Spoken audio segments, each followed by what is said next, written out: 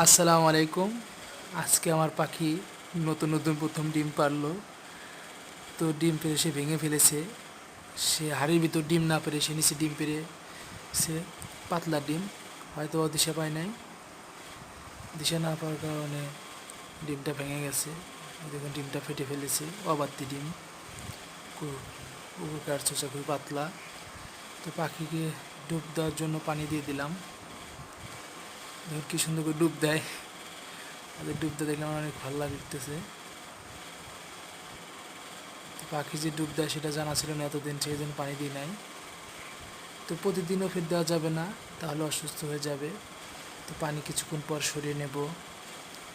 তো দেখব যে আরও ডিম আছে কি না। না, প্রথম ডিম এটাই। তো সেই জন্য দিশে পায়নি আর কি। তো আল্লাহ রহমতে ডিম যেহেতু এসেছে, ইনশাল্লাহ এখন আসবেই।